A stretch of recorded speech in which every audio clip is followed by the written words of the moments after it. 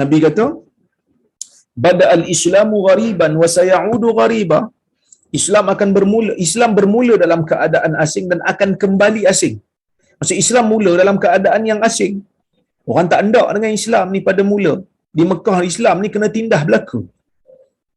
Di Mekah ni orang masuk Islam diseksa, dihina, ditindas, tak dapat tempat. Wasayaudu ghariba, dan dia akan kembali asing seperti mana ia bermula. Kama bada, seperti mana dia bermula maka dia akan kembali jadi macam tu balik. Sebab Islam bermula asing, kemudian bila Islam berjaya membuka kota Mekah, dia menjadi dominan dan akhirnya membina tamadun. Kita tengok tamadun yang dibina di zaman Bani Umayyah, tamadun yang dibina di zaman Bani Abbasiyah. Begitu hebat. Kan? Begitu hebat keadaannya. Tapi dia akan kembali asing. Adakah bila kita baca hadis ni kita kata, oh Nabi kata Islam kembali asing, jadi kita kena tinggalkan Islam lah. Barulah Islam tu jadi asing, barulah kita dikira sebagai orang yang beriman dengan hadis ni. Tak. Ini adalah satu pemahaman yang batil. Sebab di hujung tu Nabi kata, fatuba lil ghuraba, maka beruntunglah bagi mereka yang asing. Bukan Nabi nak kata kamu kena jadikan Islam asing. Tak. Kamu kena berpegang dengan Islam bila mana Islam itu ada. Bila mana kamu dah yakini Islam itu benar, kamu kena pegang dengan dia. Walaupun kamu berpegang dengan Islam di zaman orang lain tengok Islam tu asing, kamu tetap kena menjadi asing. Peganglah dengan Islam yang benar, maka beruntunglah bagi orang-orang yang melakukan pembaikan umat pada ketika itu. Antara yang lain, Nabi SAW kata, la tazalu ta'ifatun min ummati zahirina 'alal haq. Akan sentiasa ada satu kumpulan kecil daripada kalangan umat aku yang sentiasa zahir di atas kebenaran. Walaupun orang lain tak nak dengan mereka, walaupun orang lain tindas mereka, walaupun orang lain kata mereka tak betul, walaupun orang lain kata mereka ekstremis, walaupun orang lain kata mereka ini jumud, tetapi akan ada setiap zaman satu kumpulan manusia yang berpegang dengan kebenaran, yang berpegang dengan agama, yang berdakwah. Kita tengok di zaman Imam Ahmad umpamanya. Kan tadi Nur Islam Academy dok pasang cerita pasal Imam Ahmad. Bagaimana di zaman dia diseksa, bagaimana di zaman dia ditindas kerana pemerintah pada masa itu memilih mazhab Mu'tazilah yang sesat, yang banyak menggunakan akal sebagai mazhab rasmi, sehingga mengatakan Al-Quran itu makhluk dan sebagainya, sehingga menafikan sifat-sifat Allah. Imam Ahmad sebagai Imam Ahlus Sunnah wal Jamaah bertahan sebagai puak yang mempertahankan kebenaran walaupun dia minoriti, tetapi dia berpegang dengan kebenaran. Jadi orang-orang yang mengetahui berkenaan dengan hadis-hadis akhir zaman ni, paling tidak dia ada semangat untuk melakukan kerja-kerja pembaikan, kerja-kerja amar ma'ruf nahi mungkar. Dia tak akan tinggalkan kerja ni walaupun dia minoriti. Sebab kadang-kadang ialah orang duk bandingkan view kan dalam internet, view konsert lagi banyak pada view dakwah. Jangan jadikan itu sebagai kayu ukur untuk kita seronok ataupun tidak dalam dakwah. Dakwah ini sikit atau ramai orang, tetap kita akan rasa seronok, bukan kerana ramainya pengikut, tetapi kerana kita berjaya menyampaikan kalam Allah dan kalam Rasul. Berapa orang nak ikut pun no big deal. Kalau hari inilah kata saya buka kelas, saya buka kuliah, tiba-tiba ada 5 orang je follow, kita jalan tuan-tuan. InsyaAllah, kerana kebenaran ini bukan terhitung dengan banyaknya pengikut. Kerana nak mengukur kebenaran ni bukan dengan berapa ribu orang follower, berapa glamournya kamu. Kerana kita bukan nak ajak orang untuk memuja peribadi kita dan diri kita. Kita bukan nak ajak orang untuk mengatakan kita glamour, tetapi kita nak mengglamourkan kalam Allah dan kalam Rasul. Dan kalau sampai satu ketika orang tak mau dengar kita lagi dah, kita tetap juga berusaha untuk memperdengarkan kalam Allah dan kalam Rasul kepada manusia supaya mereka dengar. Seperti mana yang berlaku kepada Nabi sallallahu alaihi wasallam di Mina pada peringkat awal dakwah Nabi. Tak ada siapa pun nak dengar pada peringkat awal. Kan tak ada siapa pun nak dengar. Sehingga dah dengarlah orang-orang Ansar sekejap, orang-orang Ansar sedikit dengar kalam Nabi, dan akhirnya daripada situ Islam itu berkembang dan berkembang. Kerana kita mementingkan kualiti bukan kuantiti. Kita bangga berada di medan dakwah ini. Kita bangga berada di medan dakwah ini walaupun tidak ada orang yang mengikuti kita. Tetapi setelah kita muhasabah betul apa yang kita bawa ini kalam Allah dan kalam Rasul, maka kita jangan susah hati walaupun yang ikut kita tak ramai. No big deal, no problem. Kerana kita bukan nak glamourkan diri kita, kita nak bawa ajaran agama yang betul, sunnah yang sahih, kalam Allah daripada Al-Quran. Begitu juga tuan-tuan, mengetahui berkenaan dengan hadis akhir zaman akan menyebabkan kita akan berasa sabar. Sabar hidup di akhir zaman. Sebab kita dah tahu dah akhir zaman ni memang sukar. Lagi jauh zaman kita dengan Nabi Muhammad sallallahu alaihi wasallam, maka lagi besar cabaran kita.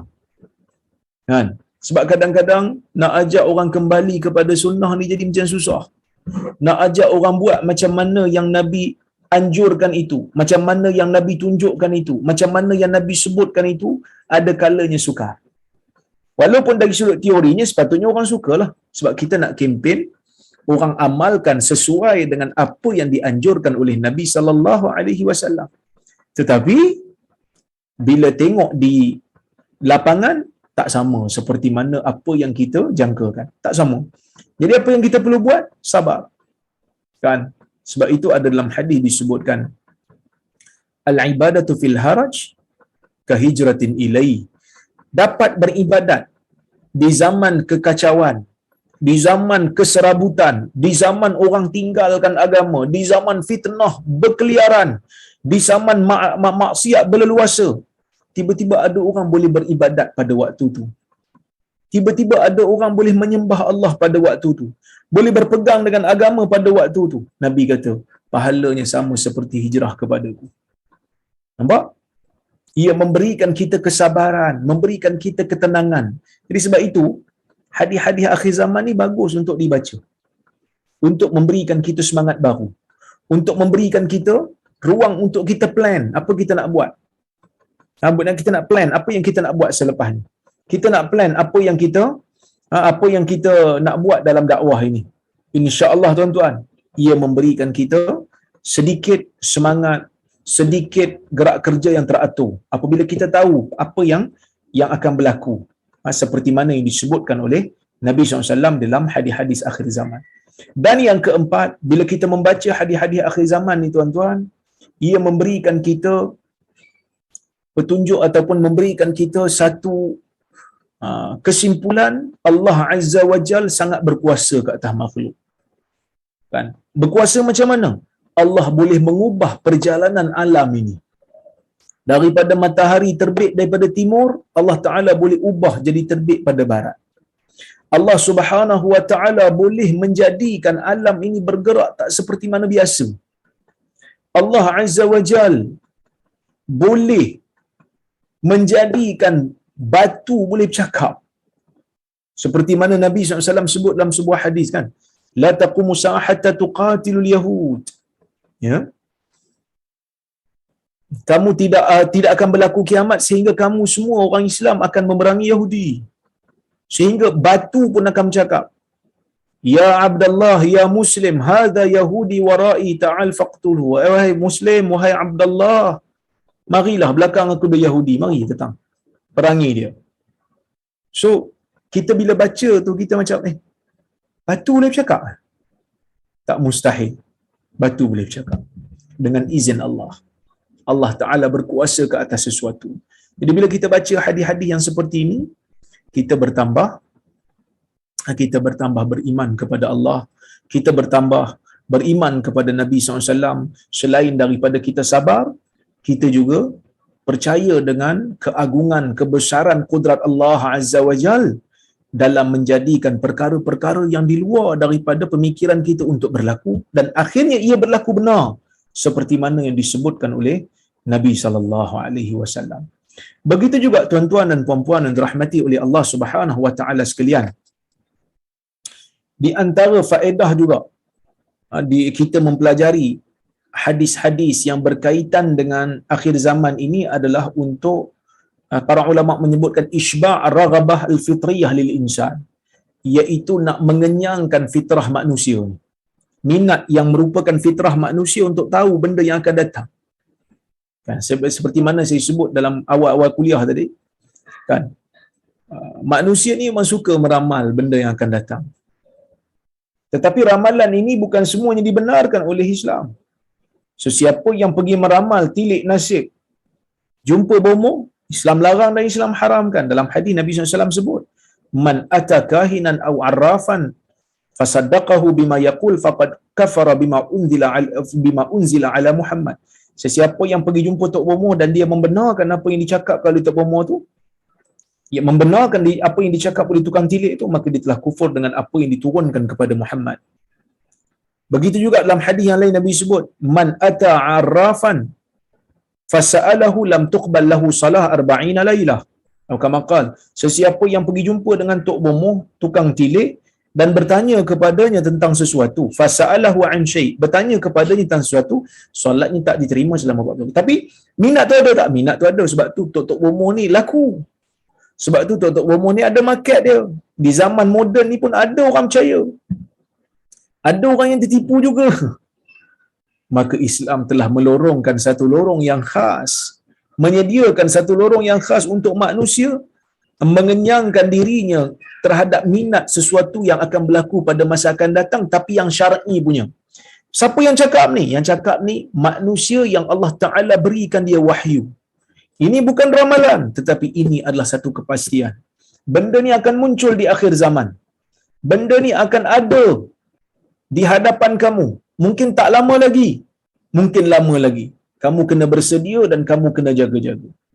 Kerana minat manusia untuk tahu benda yang akan datang. Nabi SAW cerita satu-satu perkara. Dan ia juga memberikan semangat kepada pendakwah. Yang mana pendakwah ni, apabila mengetahui Mahdi akan muncul, bila mengetahui Nabi Isa akan muncul, kebenaran akan muncul, akan datanglah semangat kepada dia. Aku kena menyediakan diri aku ni untuk dakwah. Aku kena siapkan diri aku ni untuk dakwah. Aku kena berdakwah. Aku kena ajar manusia berkenaan dengan Quran dan Sunnah. Kenapa? Kerana Imam Mahdi itu dia tak muncul kalau dalam keadaan orang semua jahil belaka. Kan? Sebab itu ada sebahagian ulama dia kata, Imam Mahdi ni, dia muncul dalam keadaan orang dah bersedia untuk menerima dia sebagai pemimpin. Dan kalau semua pakat jahil belaka, tak tahu dia ni Imam Mahdi, mungkin dia muncul pun orang tak kenal dia, orang tak hargai dia. Jadi sebab itu, nak menjadikan Imam Mahdi itu muncul, perlu ada suasana yang sesuai untuk menerima dia. Jadi macam mana kita nak buat? Kita kena teruskan usaha, teruskan kerja dakwah, teruskan mengajar masyarakat supaya mereka kenal. Begitu juga bagi tahu kepada masyarakat tentang bahaya Dajjal dan sebagainya. Ya, supaya mereka bersedia. Oh, Dajjal akan muncul dan Dajjal ni dia merosakkan manusia, merosakkan alam, merosakkan agama, dan dia ada kalanya membawa hujah-hujah agama. Alif Lam Ra, tilka ayatul kitabil mubin, inna